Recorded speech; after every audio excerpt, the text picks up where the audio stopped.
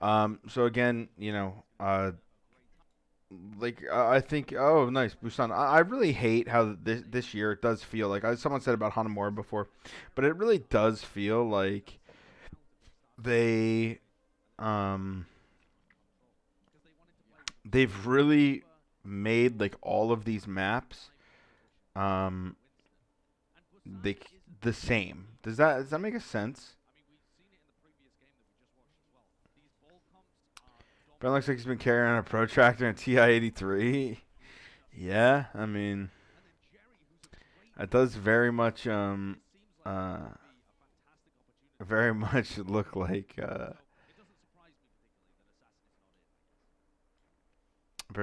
what it is. Small map pool, yeah, maybe. Um, Again, I mean, we don't really listen. These guys get it. They get it, bro. I don't remember if they win this point or not, but they fucking get it. They're running the Mercy. I don't care. I don't care if they win this map.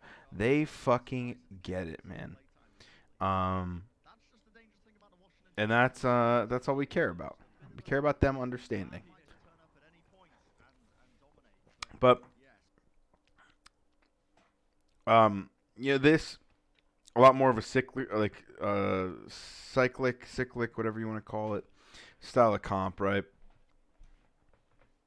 They really want to be playing for their ult cycle, build an early nano, get nano monkey, then play off your grav or your bob, probably bob second, and so on and so forth. Um, Washington rush is not looking good. I don't think they need to play a rush, bro. I don't think it works like that. I think this comp is just better than rush in a majority of the scenarios, and I think their rush didn't look good, but correct me if I'm wrong, it was against the Doomfist team as well.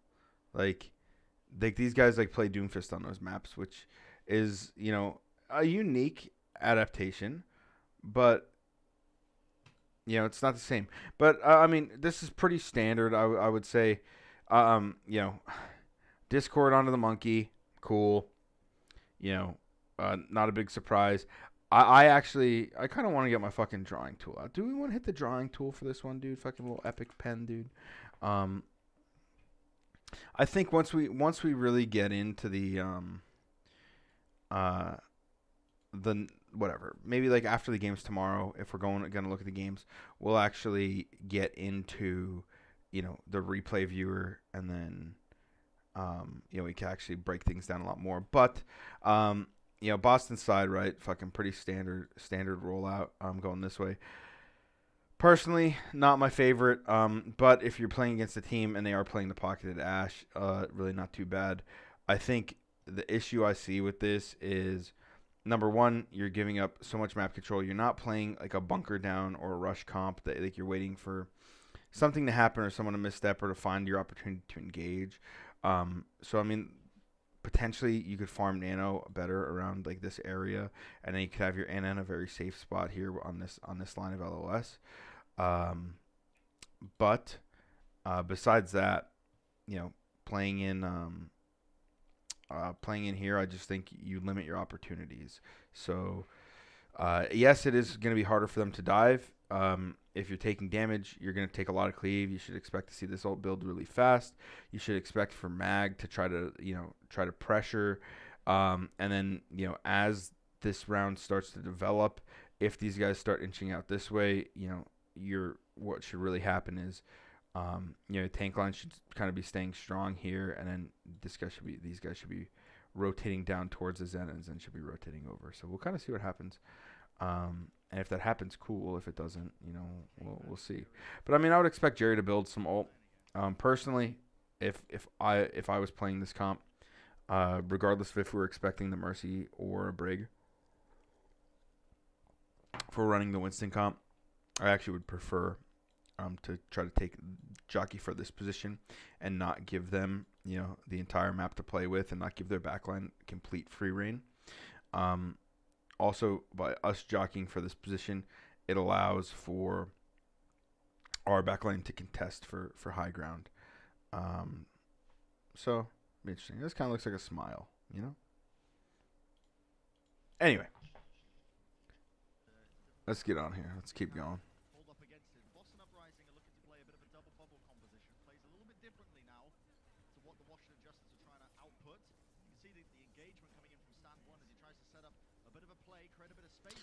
So I mean, Zen.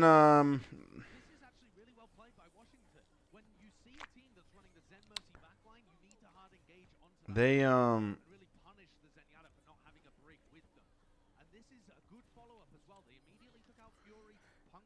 Bebe probably should have had more of a passive position, or should have been just deep main, to be honest. But I mean, the window would have been fine for him. But if they got that initial positioning, like I said, and they had like pretty much this entire portion of the map, I mean, there's no reason why he needs to be that far up. So it is what it is.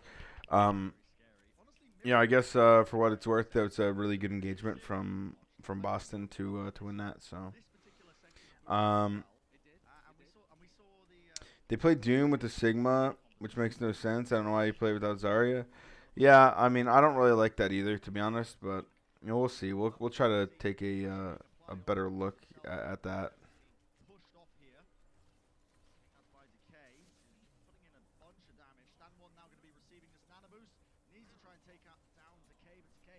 Wasted nano. Okay, maybe not. That's not too bad. At least they got the traded little trade kill there. So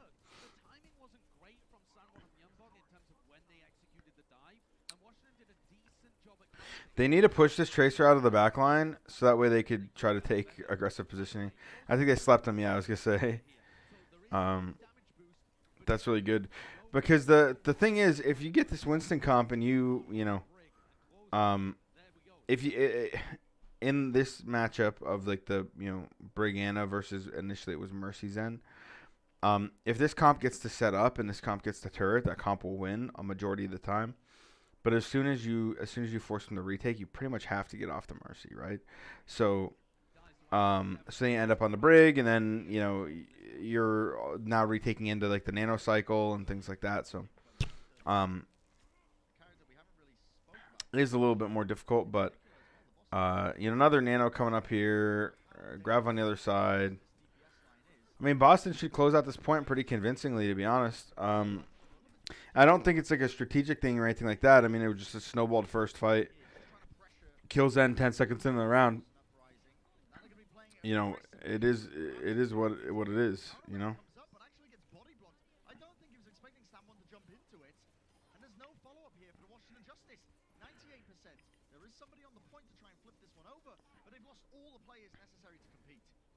Yeah, not bad. I mean, realistically, surprising to me. I mean, this comp. It's not like this comp is a bad comp on this point. I just personally, prefer those. Playing around like your hit scan player and fucking just letting them fully commit. And with that being said, it's also a case where they just needed all they needed to do was be able to take that positioning and get their backline plus Zen into a place where they could live and fight. And if they did that and like they say bubble for him and so on and so forth, they would be really successful there. But yo, what's up, Neil? How you doing, homie? Nice to see you. Um, Now this is interesting to me because this is a comp you do not see on this map very often, right? Or I shouldn't say very often, but you would likely see an Ash backline comp. Maybe they're running this style of dive because they expect this DPS line on the rush, and they wanted to create a lot of pressure on the Doomfist who doesn't have a Zarya to support him. That would make a lot of sense to me, but I mean, realistically, like, who the fuck knows? So, I mean, he's dead, right? Yeah.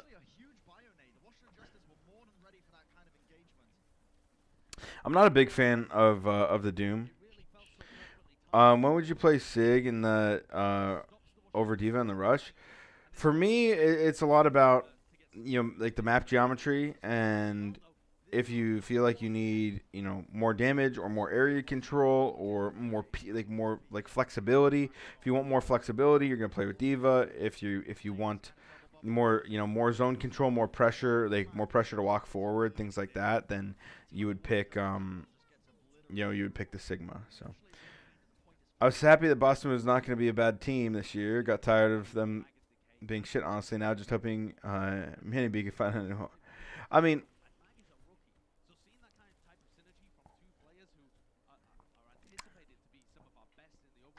the issue with Boston is like I don't think their team is like inherently untalented. Um, but like they just have like glaring weak points on their team, in my mind. And if you have glaring weak points on your team, then you're never going to be like a super power team, right? You're never going to be able to compete with the big boys. Um, I don't know what their entire schedule is this year, but I mean they should definitely pick up more wins than last year.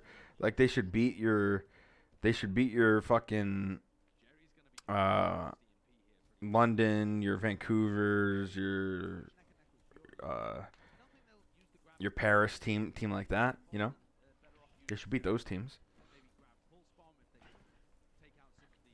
What I'd really like to see here from Washington, though, is a lot of tempo when they're coming through these long chokes. I feel like in this fight,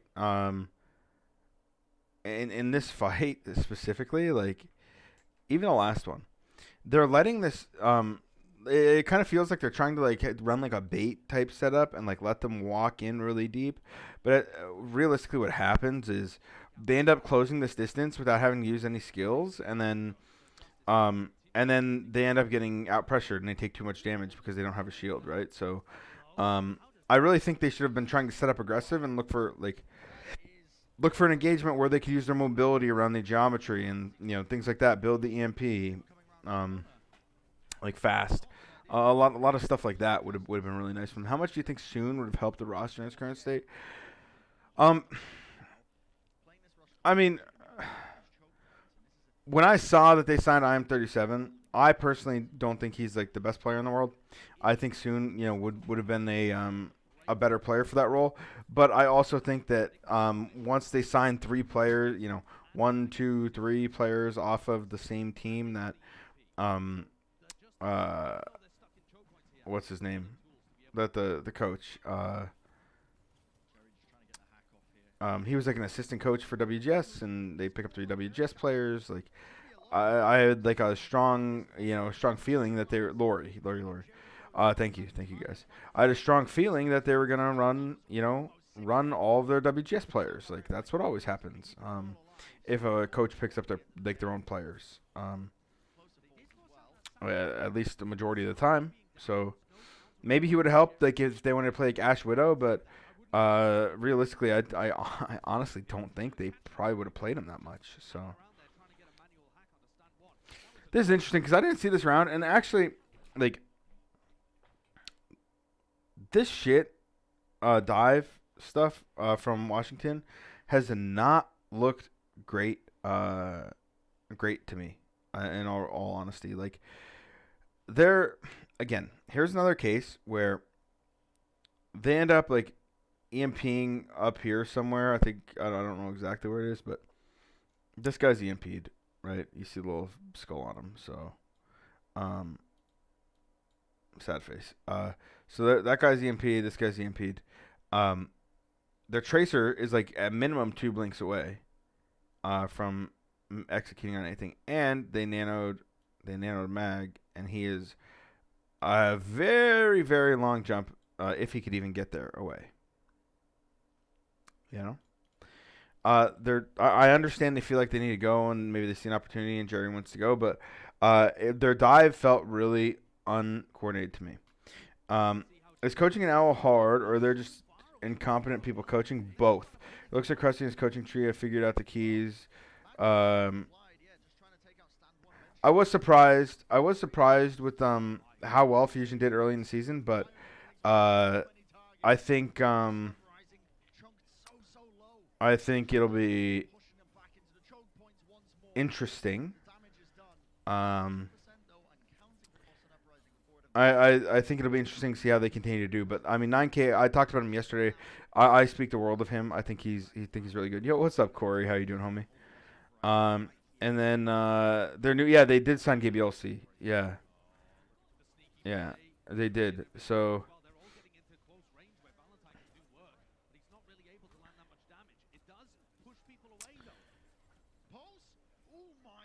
yeah, huge from Decay. See, I mean, this was much better to me, even though in the situation of like where they were fighting is not the most optimal place for their comp. It was a better fight than what they were looking at. Again, you know, teams running Widow on this map, like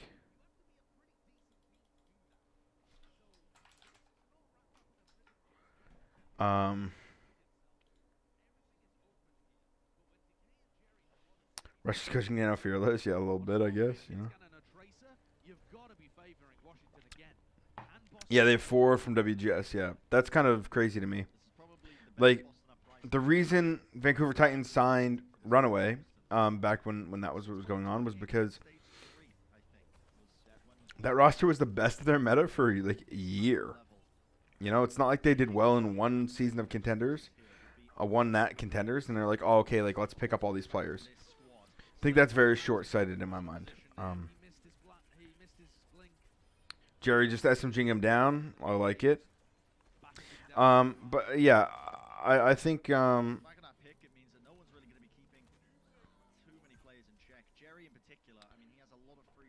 both these comps I think are good. I think you just if you have a better Widow player, or if your Widow can pop off, like Widow is Widow's the more high risk, high reward. Ash is the more probably more consistent damage. But the problem is with maps like this, you end up getting into these situations where if you have initiative on defense, like I said before, your tracer can just you just give them an orb, and then you mark their tracer, and then both hit scans are quote unquote essentially free. And then if you do that, if this guy is free over this guy, he should get more value, right? But if there's sloppy fights going on both sides, the Ash will get more value, right? So as long as Jerry's able to, maintain good positioning and they're able to fight in the sight lines that he's fighting, and they have good plans around that, then they should be good to go. They should have an advantage, just like we saw in that last match as well. So, Thomas96, thanks for the follow, homie. Appreciate you. Heard rumors about Boston signing WGS months before they won Contenders. That would be even bigger questionable decision to me then. But whatever. Rotating support line thing, Dallas and Glads keep doing is confusing the shit out of me. How so? How so? I could give you a little bit of a reasoning behind it. Sentinel Rider, thank you for the follows, homie. Appreciate you. Probably don't get to see Gibiosi until he's in NA though. Yeah, I mean the thing is, there's not a lot of restrictions for visas for Korean players. You know, and in terms of the in terms of the the gladiators thought process behind their moving support lines. I mean, they're living in the world of going, hey, listen, like we have Skewed, who is an insanely good brig player as a flex support, and Moth is really good at 2 heroes. Moth is not a great big brig player, so Shu must play all the time. That's actually kind of C90, isn't it? So they have a great Lucio Mercy player in Moth. They have a flex support who is very good and skewed, but he's an insanely good brig player. And then Shu, I think that was the first bot from M37. Yeah, I think it was. Um, and then obviously Shu's gonna play damn near the entire time. So if you send Moss for Big Brain is calling, or team out for skewed, a lot. So okay, again, I don't think. And Moth kind of confirmed this himself. It's not like Moth was the general in their games for San Francisco. He was like the only Western player on like a 5-man starting Korean roster. You know, um, like if you're the only Western player, I'll just tell you right off the bat. If you're the only Western player playing on a five with 5 Korean players, or if you're the only Korean player playing with 5 Western players, you are not going to be the fucking quote unquote general as to what's going on. Now is Moth smart and a good communicator? Probably, but at the end of the day, man, like the way most teams are structured in communication is not one shot caller in this game. It is very free flow. Is very important. Maybe you have specific roles within what people are good on your team. Maybe somebody is a great ult tracker, or somebody needs to be able to be the guy who calls the go button, freaking go or fucking fall back or whatever. Maybe plans need to come from somewhere. But the teams that are great are the teams that are dynamic, and like when people want to use their ults or people want to make a play, they speak up and they talk about what they want to do and like what play they're going to make, and like then people join in and talk about how they're supporting them and how they do that. And yeah, I mean the same thing. Like what Glads wants to do, Cronin, is Glads wants to get the best mechanical player on the roll for every. That's actually really good from Boston. Really good response there to the bad jump. But all they want to do is they want to get the best mechanical player in their role for whatever hero they're supposed to play. They want that guy to be playing all the time, and over time they're valuing that the communication will be built as a whole. It won't be something where they end up saying, "Oh well, only this is what's going to happen. Like we can only play these players because of communication, or this or that." They want it to be like the whole team understands what they need to do on all those roles. So I hope that makes sense. If I'm wrong, but isn't the thing that separates the good and great teams they do without saying them? No, that's not true. I've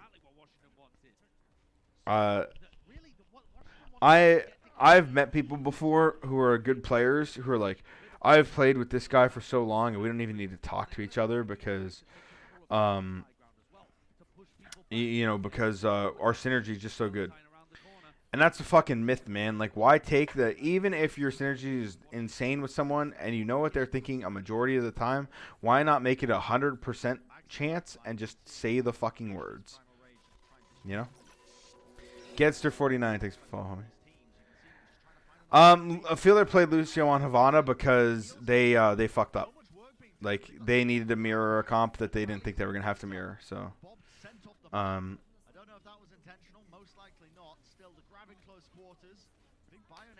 the K Trace just kind of fucks. This match felt like DPS players decided each map.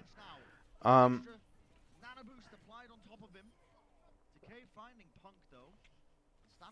mean, to be honest, I actually was very surprised that I have fuck, I froze. I was gonna say. What was I saying? What were the exact words coming out of my brain? I'm surprised I wasn't already following you. That's all good, homie. Appreciate the follow, my man. I've played Packing for so long, I know he'll die every time he pushes in. True. Fucking old age, dude. Old age is starting to affect my brain. Whoa, bot. Thank you for the follow, my man. Appreciate you. I know what I was saying. I was surprised about Jerry's performance this year. I didn't think that he was going to look as good as he looked. This map is a little bit closer than I would have thought as well. I mean, first map was pretty close. This map, I mean, I doubt they recontest, right? No way. They are going for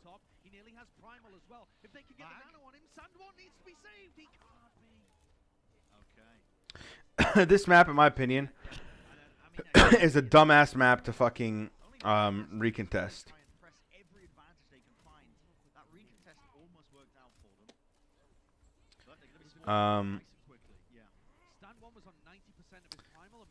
Does Dallas rotation make sense to you?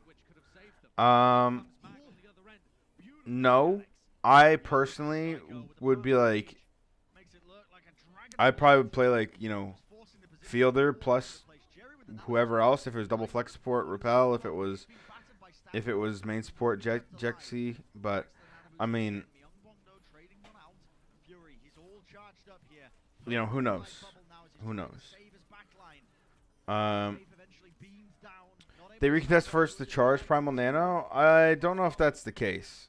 I think they were recontesting because they were trying to win the map.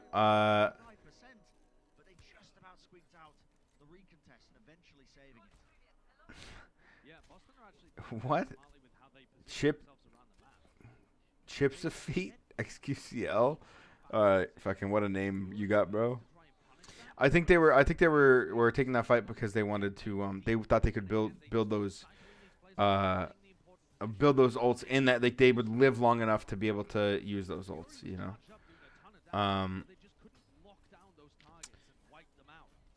Good as one of the best scouts and watching coaches. Appreciate it. I really appreciate it. Yeah, I'm doing good.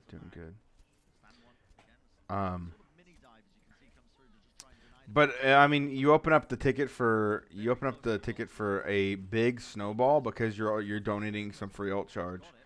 And I mean, they end up giving 2 ticks, and like ticks on second point Hanamor, second point Volskaya. That's a big deal. This map is hard to cap second point. Personally, I think. Mag, just fucking someone pressure the point, pressure the objective. Oh my god, Mag just carries, dude. He's so fucking good. Oh my lord.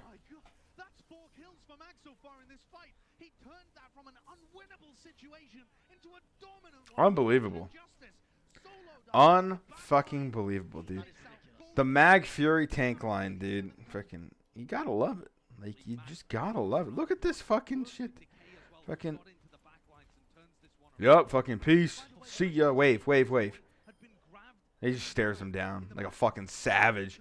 A cold-blooded killer, bro. Whew.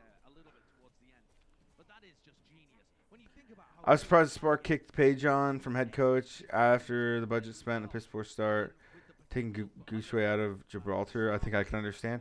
I mean, I think it's, again, I think when decisions are made that early into the year, I think that decision had to be looming on their mind already. Like, that's not them going,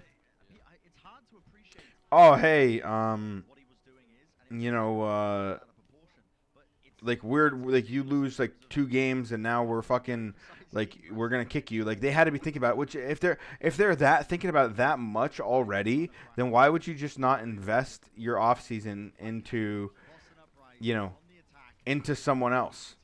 Because now what you're doing is you invested your off season into one person, and now you have to like have somebody come in and like fix the team 2 games in and like do all this stuff. Like, it's tough. Like, glad to have some really good rookie tanks. Main tanks, yeah, it's nice to see good rookie talent. They were shitting scrims. Rush has been together for something like 5 months. Sound like scrims were not going well, but see how the matches go. I mean, that's kind of fucked because like scrims don't really matter. At least I don't think personally. I personally don't think that the scrim results actually matter.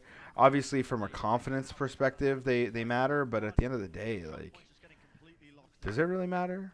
I don't think it really matters. Oh, I remember this, dude. Fucking Fury fucking kills like 2 people. It was fucking sick. Like, Fury fucking makes such an insane play, dude. Valiant did well last year because packing 10 was angry. It turns to packing 19. Monka shake, bro. I think, yeah, I think tomorrow, I do really want to, you know, uh, to download the fucking reviewer tomorrow. You know what I mean? We could look at the reviewer. We could actually go through things, watch top downs, and break things down. Maybe spend a little bit more time on the matches than we have been. Maybe we'll do like one match a day or something. But like they always do, they're always on Tracer POV and stuff. And then like, it's like I want to talk to you guys about what's actually going wrong in these games. But a lot of these, you know, a lot of these games, it's like, you know, you can only see so much. You know. Like if that says don't trust scrims because you don't know whether a team wants to win or learn is the main goal. I mean, I just think there's like in any game, like people want to win scrims. People get mad when they lose scrims, but at the end of the day, people know that scrims don't matter, so they'll play differently in scrims than they will in a match. There's a reason why. Every year, we have scrims that are simulated matches, and we have scrims that are not simulated matches in normal daily practice, because simulated matches with, you know, rewards for winning and punishments for losing help see what that true baseline is. Like, even if it's like, hey, if we lose today, everybody's going to do fucking homework overnight, and, you know, we're going to, you know, make some shit, like with... you know, for review in the morning that everybody's gonna have to talk and, you know, give their opinion and blah blah blah blah blah. A simulated match is just you know, we would work, you know, we would pick a team usually a day or two before our matches to get the baseline, see if we needed to like make like any like different changes or if there are any like glaring problems. But what we would do is we would go, okay, cool, we're playing Atlanta today in the scrim. And we're going to play our map pool. You know, all 5 maps in our map pool, we're going to play those. And then what we're going to do is we're going to sit there and go, okay, well, you know, no coach interaction, no anything. We would use it. Like, I mean, we made it to the point where, especially in Season 2, because we weren't really able to do it a lot in Season 3 because of, like, the way things were. It just was kind of shit. But in Season 2... we would, I mean, literally had it to the point, like, you know how long you have to talk before the matches. So it was like a simulation for everyone, right? Like, coaches, players, you know, myself, you know, as the head coach, my assistant coaches who were supposed to talk to the players, like Stoop. We would come up with the notes and stuff. Your Stoop would be the primary person talking to people in between the matches. And then, you know, if I thought there was something that needed to be added, or if I wanted to talk to the players, or if there was like a, you know, whatever, something big that I really wanted them to do or remember, then I would talk. So like we would literally simulate from the, you know, from the beginning of like before the match starts, or the scrim in that case. Before that starts, we'd be like, okay, cool, we're playing like 5 maps against this team instead of a 6-map block, and we're gonna play, you know, our maps. And then if once we win 3, then we're good. Like that stops, and we just focus on practice again. If not, then, you know, if it goes all 5 maps, then it goes all 5 maps. But we do it from the first minute, just as if it was a match.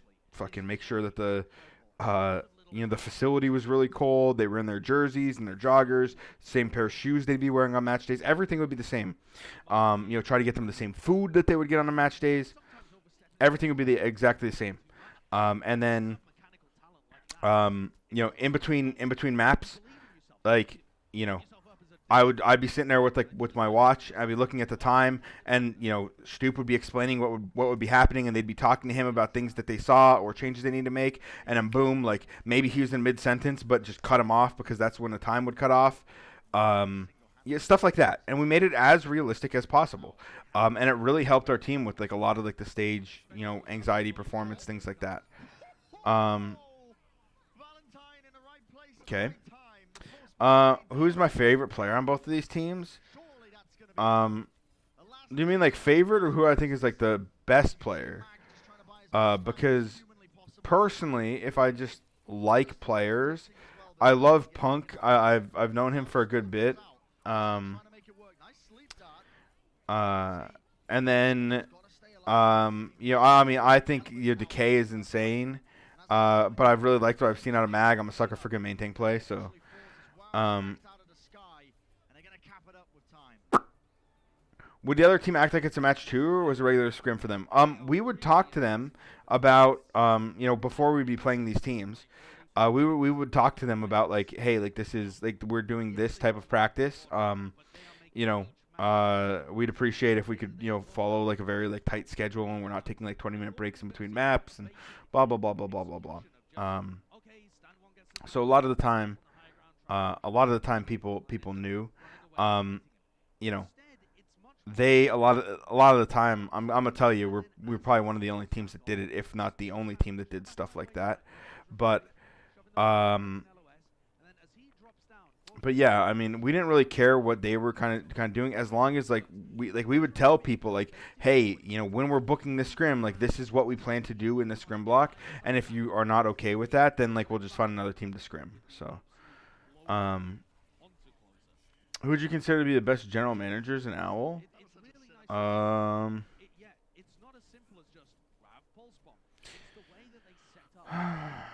um,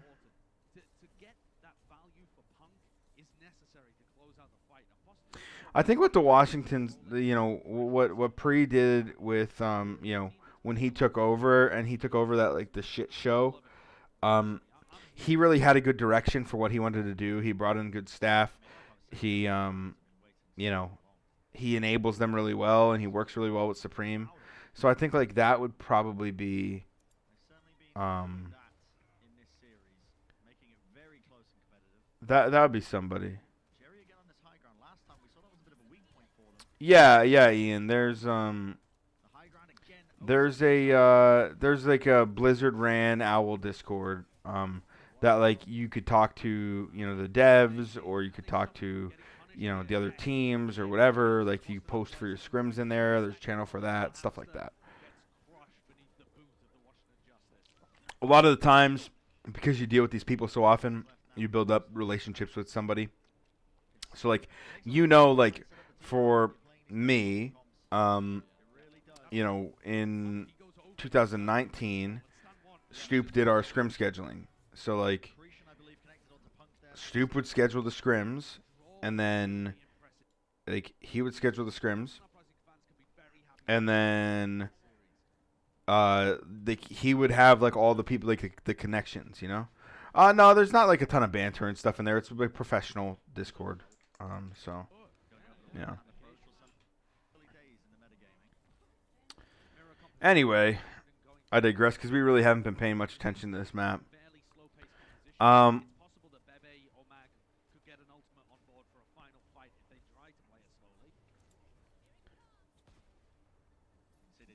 they need to pressure the monkey out. Get him to jump. Yeah, that's good. Now they should have the space to. Yeah, I mean, the fact that they were able to really get that kill was stand one just being a little bit too aggressive, but um,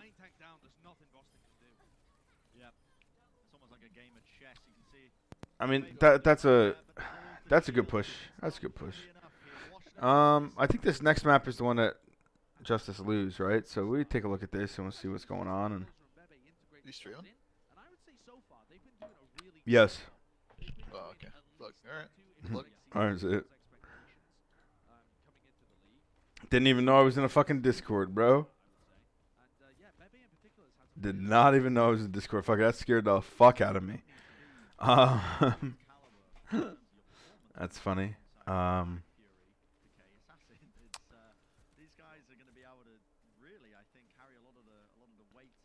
Fucking scared the fuck out of me. Gumba just fucking flying in there. Fucking. Anyway. Now, On the attack now for King as well. Typically we see a lot of rush being played, but Justice are just teasing all sorts here and probably going to make some what is the actual comp? Seeing what Boston are running because there are a lot of very viable compositions right now. So that Okay, I do not love this on the first point attack. You are so susceptible to being your backline being engaged upon. Can you just join your Discord? No, I'm in a I'm sitting in team one apparently. But it like your Anna like has to play in fucking Narnia. Super susceptible to being engaged on. Like, how do you get her in an LOS position? I feel like she should already be like up here and not down here. But really just playing on the precipice there. You can see that Mag was so low. They just want to try and but Boston just why is there no one to dive with Mag? Is Echo's job to pocket? I mean, it feels like they just want to play for, you know, a little bit of zone control. Like, what would they accomplish if they're playing Ryan here? Like, he would just insta die. Maybe Ball would be a little bit better, but like, I think Winston's good on this map. They're just trying to. He's really good at that hero. Like, they're just trying to get him into positions where he can engage. Okay, yeah, and here goes the Anna, dude. Fucking goodbye, Anna. Like, or it was Hanzo. Okay, fucking either or, bro. Fucking, you know. I thought it was Anna, but they also pocket the K instead of Assassin. Yeah, I mean, I don't really get the premise behind what they're trying to accomplish. To be honest, like, and to me, like, this is a map where like they either should have played, you know, they should have played Rush, from the start, or they need to have a different strategy, like. Because I mean, it's like maybe Assassin's like focusing on shield. They're focusing on like heavy shield break with these DPS, and then you know going from there. Like you playing for Nano, get the monkey in the back line, create that space for the DPS. But like, what are you really accomplishing here? Like. The dragon comes out in the back. That doesn't do anything. being caught out, but his team's ready to help him here. Self-destruct is beautiful from Punk. Assassin gets taken out. Fucking Doom's dead, right? Alright, ults out. At least punish Valentine, but he ends up using the meteor strike, and now it's I mean, yeah, like Boston are in prime position to take this fight even further. it's not like I even think that that Boston's comp is good. You know, like I really don't think it's good. I really don't think it's good. But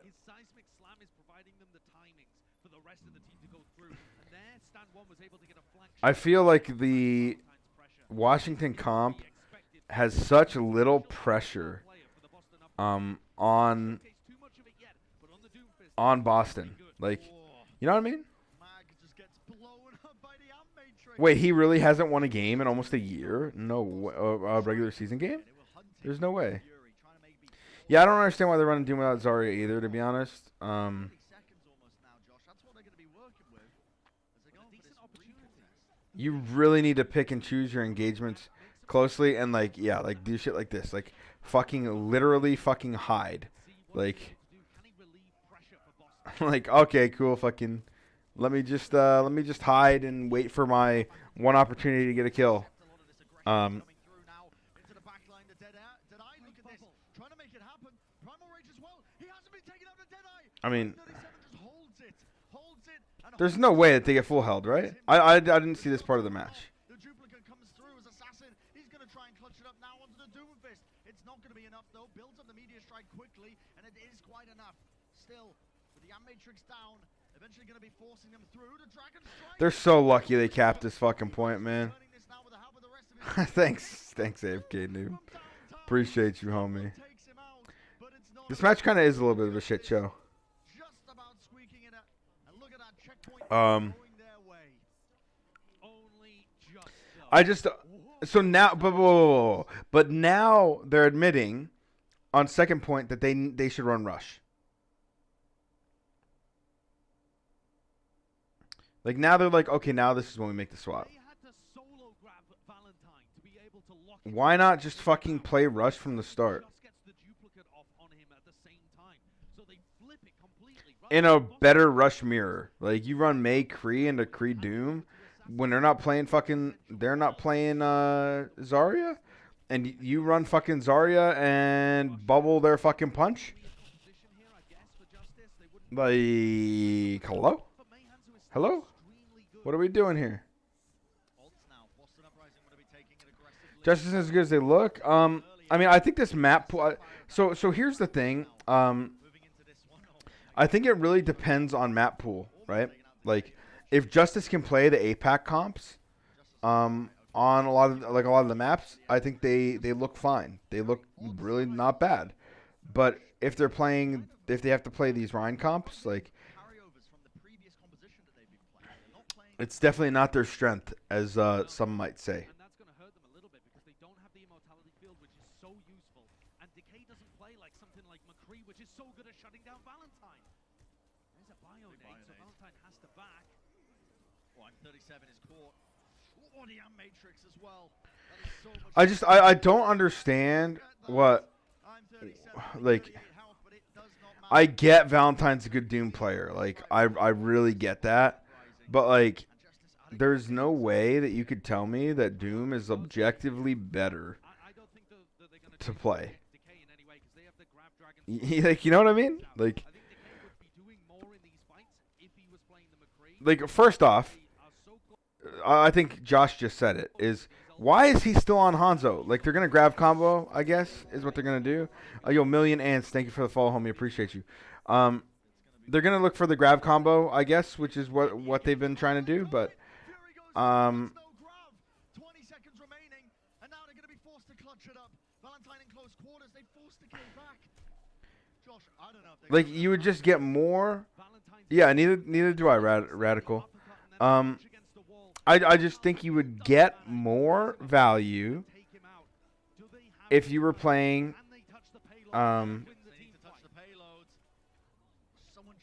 if you were playing McCree. Sad thing is, like, they're so fucked in this situation because they need to stay on the objective and they can't push through that window because someone needs to stay on that objective, right? I'm 37 also looked pretty good on this map, but I mean, I also think that's a, fact of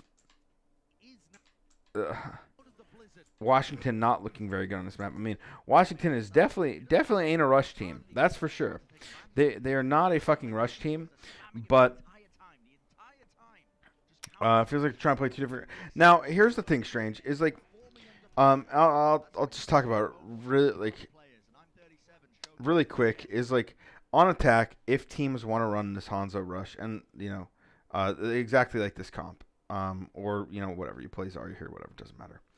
If you want to run that comp, like the issue they had was on first point they were running that strange ass fucking Winston Echo like pseudo shield break comp, and when you get into situations when you're playing comps like that, they don't scale well into the phase transitions of second point, third point, things like that, and you're dependent on winning that first fight. So if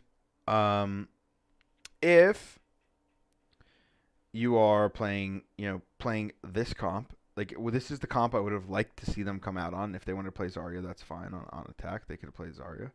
But if you're doing that, then you're allowed to have a lot of point presence with your front line.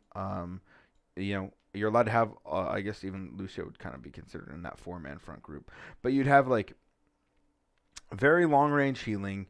The lamp, tons of point presence, and then you're able to squeak in your Hanzo into different angles, elevations to be able to and be able to really work. How this map is, right? There's a door here.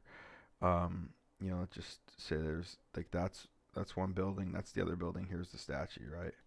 And then here's the theater. If you're playing that the Hanzo comp, your tank line can really choose whichever route they want. If they want to passively make space for you or try to bait bait them into bait the defending team into angles that are close in the statue. They could come here, and then you could late peek your DPS, and you could try to fish for angles from like this side, or potentially late flank up top, and things like that. If you want to try to like get like long range presence and shield break, you could also go fast through left side, and then just have your DPS, like your DPS. When I say DPS, I mean BAP plus Hanzo, play low, and then be able to BAP could jump here for safety. And then like your Hanzo can again go flank. He could go up top. He could go through. Whatever the case is, you have so much flexibility in how you want to play that when you're playing the Hanzo on first point on this point, opposed to the McCree. But in general, on this map, phase transitioning through second point, if you don't have Grav Dragon, and in the third point, once you get stalled out, that McCree tends to give you more consistent damage, more consistent pressure, and skill-wise, his skills give a lot more value. So, personally, I think Washington should pivot to like this comp to attack with. If they did that on attack, maybe they cap within the first 4 minutes, and maybe they have enough time to set up some snowball fights, or old combo fights, whatever you want to call them. So, yeah, they play Doom on Havana, dude. Like they're whatever. Big Boy Baron, I don't think Super is the best Rhine in the league. No. He's a good Rhine. He is a very good Rhine, but I don't think he's probably the best in the league. Do you think Washington coach told Decay to play Hanzo and leave McCree to Jerry? Probably not. I don't think you say to a player, you can't play this hero. Like, if you're playing them on this map, like, you should have the contingency plan to be like, you could play Hanzo or you could play McCree or whatever. But the issue that they got stuck in was they were chasing the ult combo to snowball the fights. Like, like the two factors that were remaining the same in their comp were Decay playing Hanzo and then Fury playing Zarya. So that looked like those two factors were likely never going to change on that comp, even if they were going to pivot from comps. Because what you really want to do is you want to find situations where you take the least amount of hits if you win first point. And then, like, say you're running there, like the Echo, like this was Monkey, this was Echo, this was Mercy, whatever, and this was Anna. You want to be able to, find some pieces that you're not changing 6 heroes, right?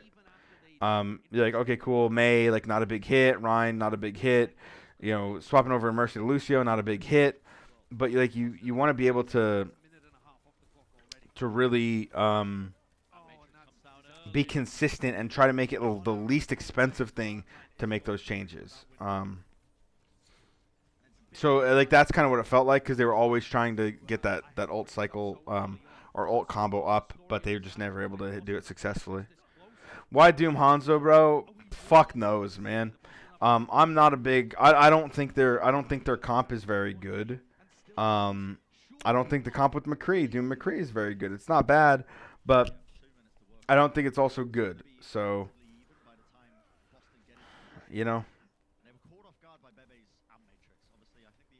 I mean, I think Fearless is definitely up there. I don't know, 100%. Like I can't like think off the top of my head like who would it be? Trying to think. Fearless would definitely be up there. No casualties at all, which is in some sense good for Boston, but they've only just taken that. Here we go. Hotel completely secured. They push them back towards Arch, and here we go. Boston Uprising are going to engage. I don't know. Probably Fearless, maybe. I don't know. I mean, Jungwoo has looked good too, but I mean, who knows? He's definitely looked really good this year.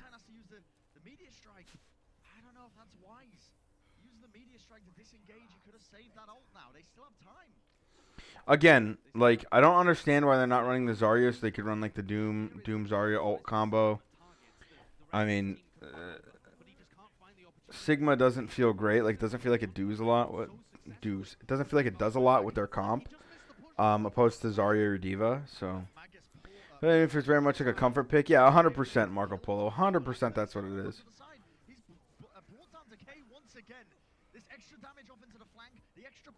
Now, don't get me wrong, Valentine's Doom is really good, but it's one of those things, man. Like,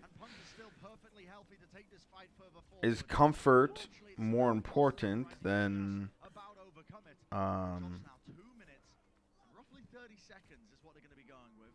is comfort more important than optimal? Sometimes no. Sometimes comfort, like on this map, this is definitely a map that you could make the Doomfist work.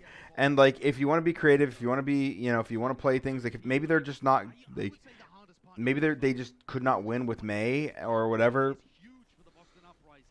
and they're like, we want to do this, and we think we could win this way. That's very big possibility. And if that's the if that's the scenario, and they're like, we want to do this to try to win this map, then it is what it is. Can we just take a second to just love how much Fury just fucking pounds, dude? I fucking love watching me some Fury, dude. Yeah, I mean, now, I think going into this last map, this is the map that we really want to look at. Yeah, I mean, if you want to learn how to play off-tank at an extremely high level, Fury would be my #1 guy to go to. I mean, maybe not #1, but he'd be up there. Like, I mean, Void would be up there too. But I've always been a big Fury guy. Again, not sure why they're running Decay on Hanzo instead of McCree. Like, Decay is a very good McCree player. Maybe he doesn't want to play it, but you're playing against a team that likes running the Doom Rush and things like that, or likes just playing Rush in general. So I feel like you probably should already be expecting, to do it. Yeah, Goldie, that's so true, man. Like, Fury is like, Fury's like, everybody's just like, yeah, man, like, he's really fucking good. Like, that's just what people will say about him, right? Like, nobody like sits down and talks about like how good he is anymore. Fury's the best off tanker, like his style. Yeah, I love his style. I remember when I was talking with Gravy last year, I was like, dude, like, if you want to like get better, and understand your positioning more, like, watch the demos of Fury. Like, just watch what he does and try to understand like what this guy does, because he's so like he's that good. He's so fucking good. Again, I will say this is the first time that I think I've ever saw Havana first get capped by a team that's playing Doomfist. Okay. Why Decay is still not on McCree or something that is better against Doomfist, I have no fucking clue. But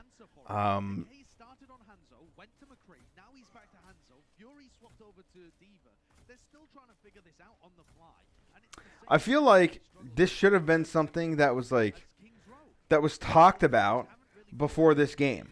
Like, hey, there may be a small chance that we're running into a Doomfist on this.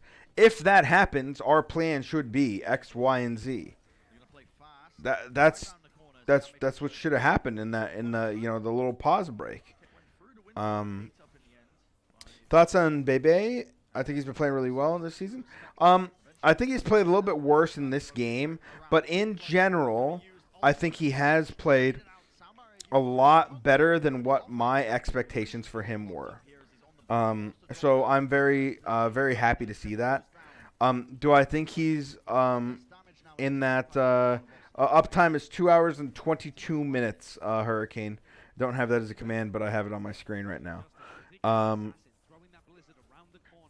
I do think that he's not a Lastro, he's not an Alarm, he's not a hard carry potential flex support, but he has been way better than what I thought he was, and hey, we'll take it. Like, we'll take it. Yeah, I agree, Sluggo. He was a lot better, a lot better than I thought initially as well. So,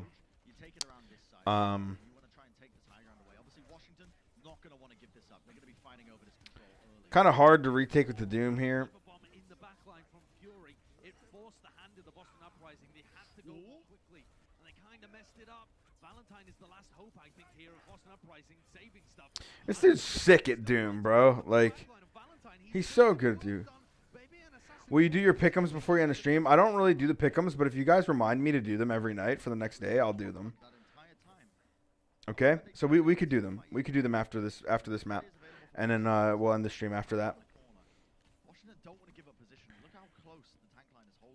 I personally think that like closer is not bad. I've thought that for a while. I think he got a bad rap last year.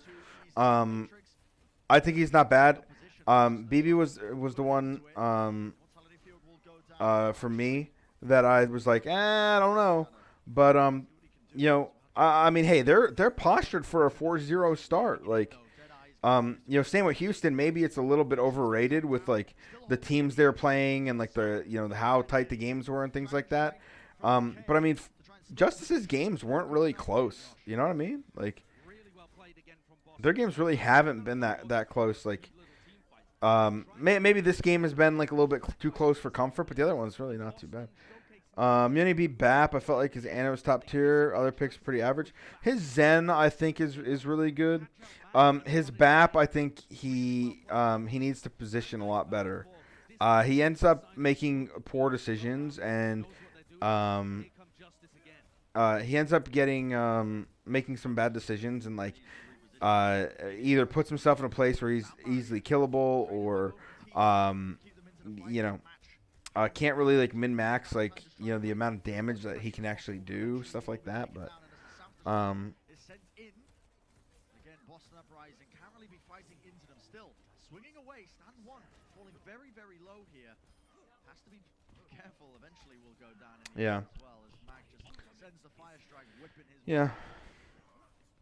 Maybe it was Supreme again. Excites me. I love Supreme. He's a good friend. I need to reach out to him. You guys need to remind me. I say it every day whenever we talk about Washington Justice. I say you guys need to remind me to fucking reach out to Supreme and make sure he's doing well. And then I never remember.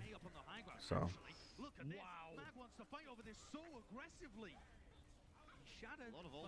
Oh, Fury's fucked. Yeah, Fury's fucked. No way. That's what opens them up for a second point cap. Fury got fucking Doom punched back into it. Yeah, that's what's gonna be.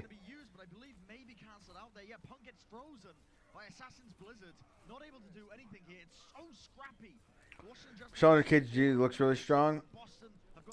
I want to see more of Toronto, but I think Toronto is starting out on a good space.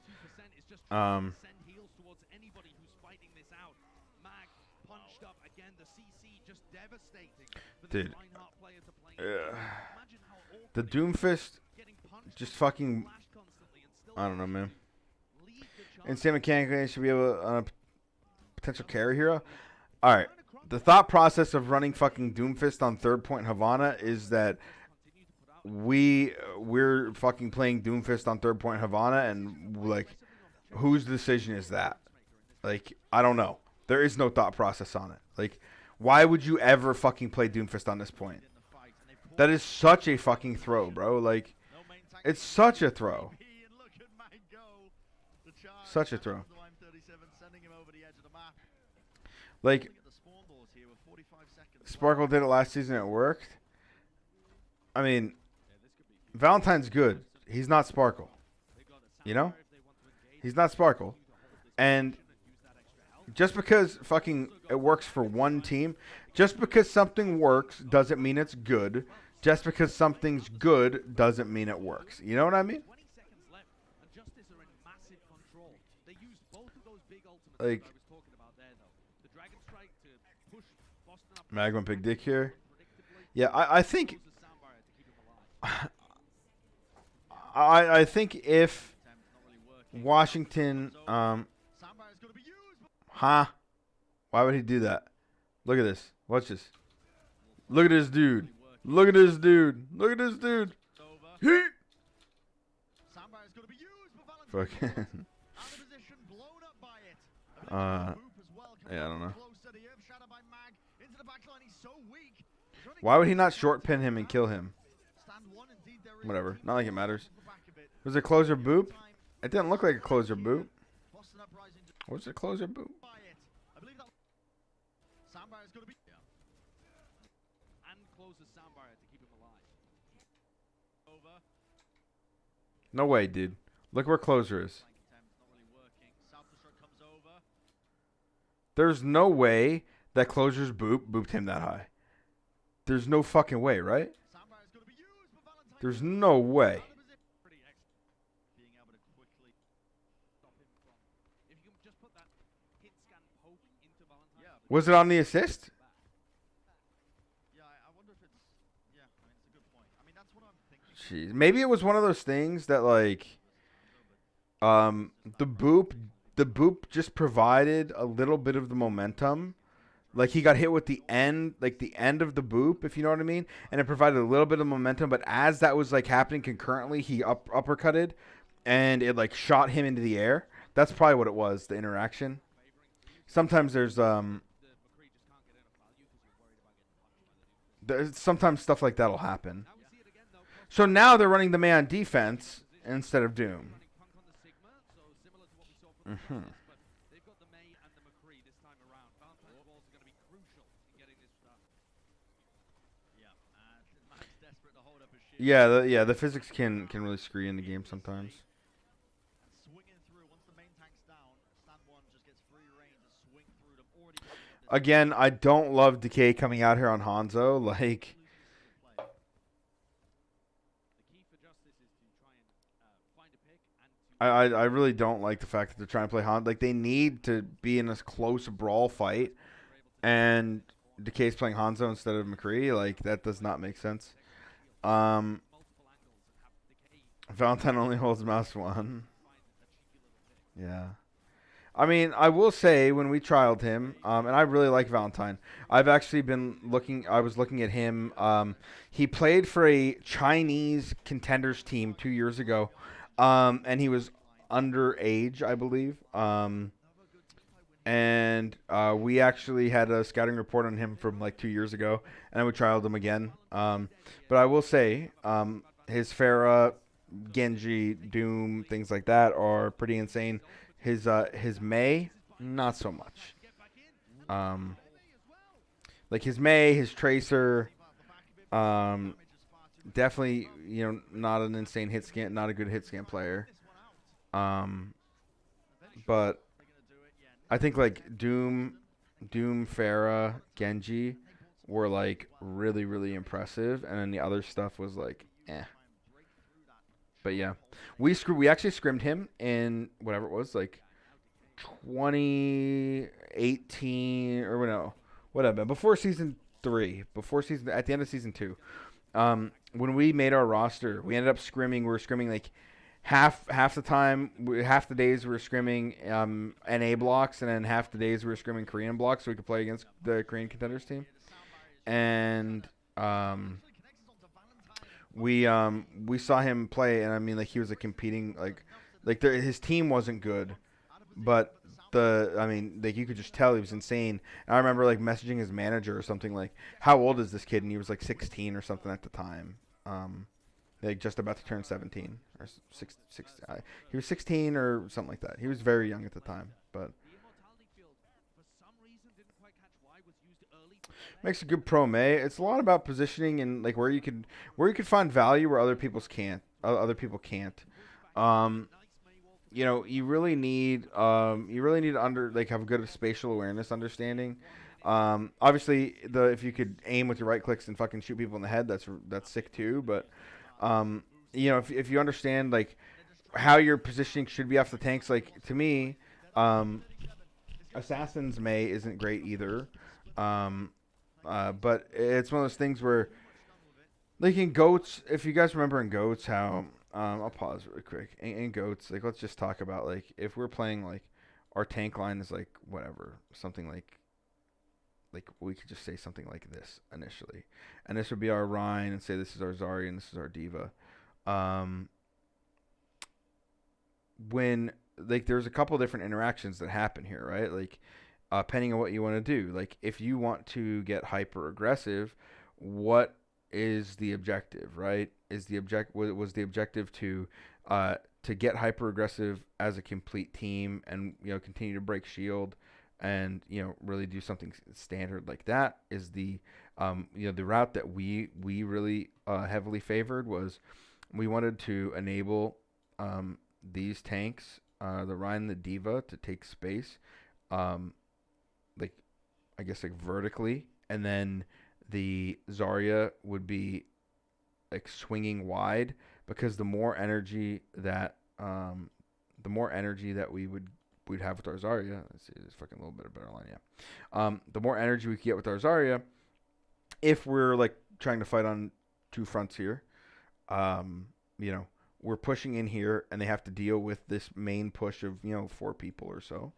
Um, and then we're swinging Zarya, and Zarya's controlling space. So then like whatever, like this like 30% of the map or whatever is now being contested by like our hard potential carry hero, and they have to focus on like all of these kind of angles coming in, because the more pressure that the Zarya gets and the more value we're getting out of the Zarya, in concurrence with the main portion of the team pushing in, creates more value. So that's kind of how we really like to approach that. And in my opinion, with May, it's a lot of the same stuff. And when you're running a comp that's like Rhine Sigma, like if you have your Rhine, your Sigma, and your May as your like pseudo front line, um, a lot of these times I think it's like your Sigma, you want him to go and control, like zone control an area to contest for it.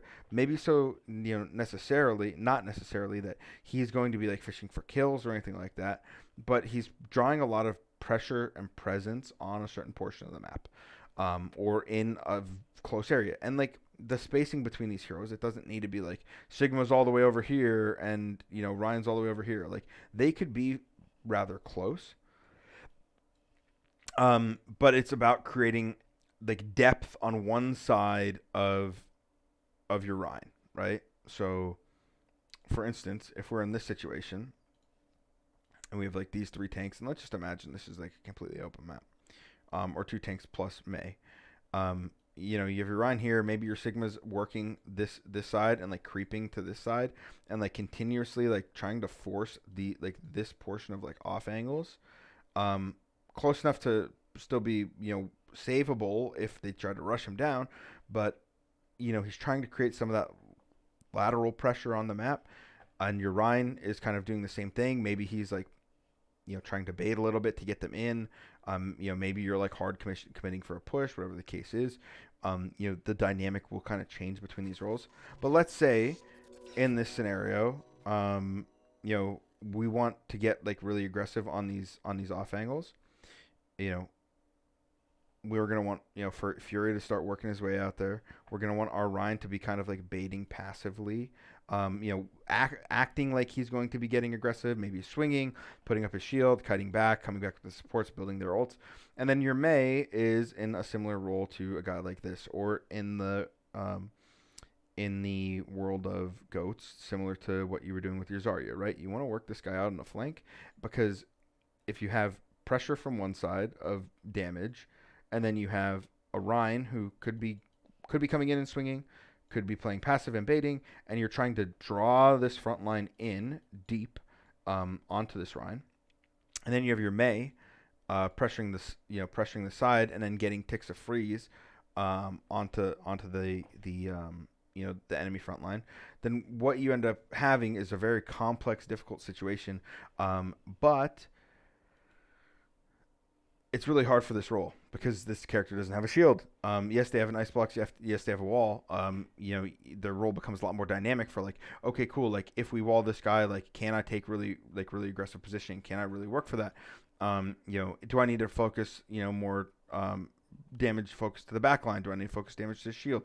There's so many different factors that go into those decisions and why that happens, and everything, all the ins and outs and everything in between with it.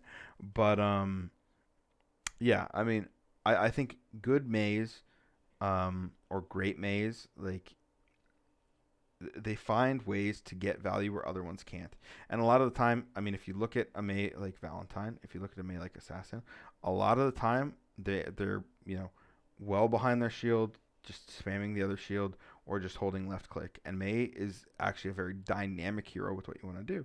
So if you could do that, then hey, you're trying to do that. But a lot of teams can't. So anyway, hope that makes some sense. Wall placement skill is something that's is really important. So I think Dante's a really good May. I think Dante's just a really good player in general. How many times, Brent, have we said Justice just managed to win? It feels like that is the story of this entire match. This map is very very close. Like that huge gravitic flux coming out from Fury there. Boston Uprising though, 2 minutes. It's still holdable. They're gonna contest this high ground. I mean, it's clear that Washington, when they're going into into the May melee, right? They should not be picking maps that there are rushable, right? They should be picking open maps where they can play where they can play their dive type comps or the Ash comps. I don't think what they're doing is too hot right now. Million Ants, Bad 2K, and Tomatoid 9. Thank you guys for the follow. Appreciate you. Anyway, I didn't realize how long I talked there because it's getting pretty fucking late. So, unlucky. But we'll wrap things up here, a couple more minutes, and then we'll do our picks, and then we'll call it a night.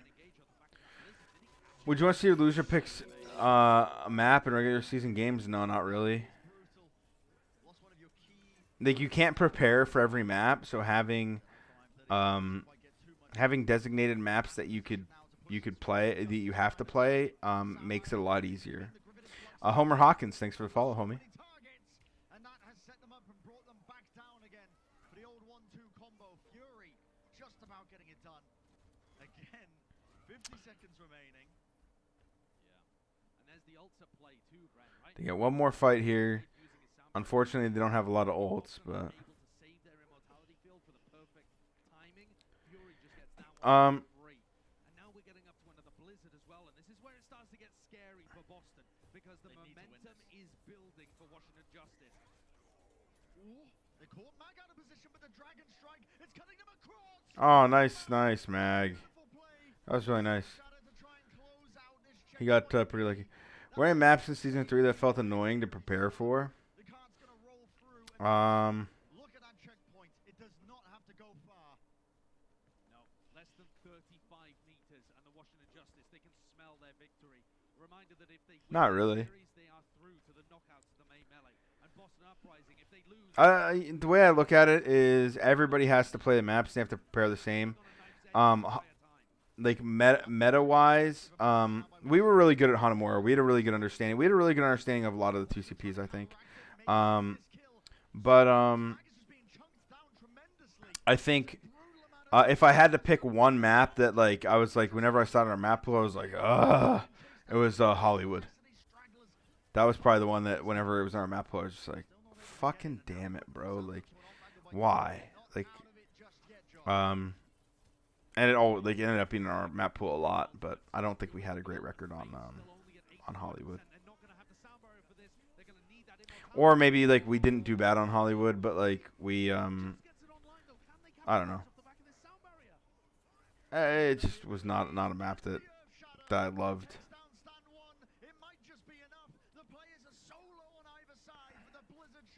Yeah.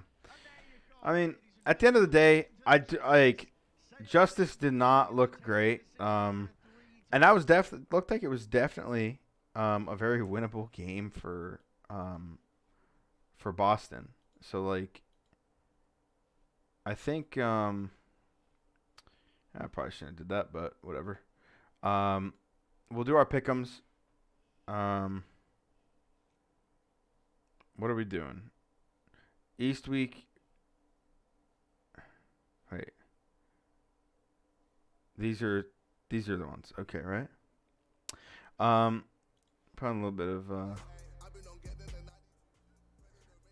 little tunage in the background. But at the end of the day, it's didn't prep for Boston. I mean, then that would kind of make sense if they're, you know, if they put their efforts into Toronto. Depending on what the map pool is, maybe their map pool was like really really big. That could make sense. Double points on this game. I'm gonna say 3-0. I'm going to say 3-1, and I'm going to say 3-1. Yeah, I'm gonna say 3-1 in this game. And we should do our picks for. Well, let's do it for the entire week, right? We should just do it for the week. Mayhem will turn this 3-0. Probably a 3-0, and then probably a 3-0. 3 Overwatch on that day. All right. Anyway, the big ticket game. Valiant and Guangzhou, dude. Boston 3-0. Yeah, I think they'll do. I think they'll take care of business in that game. I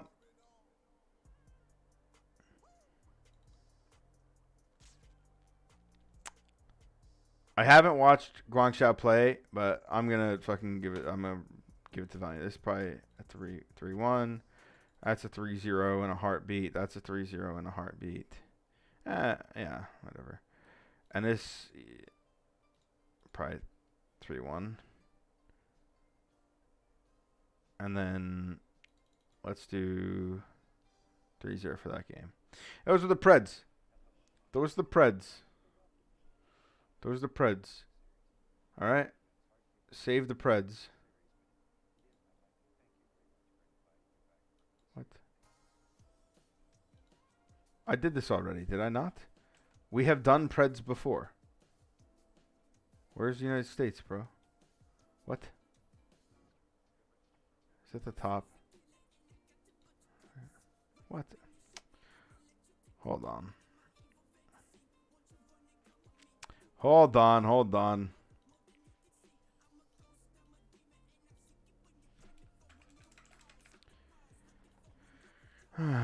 Freaking.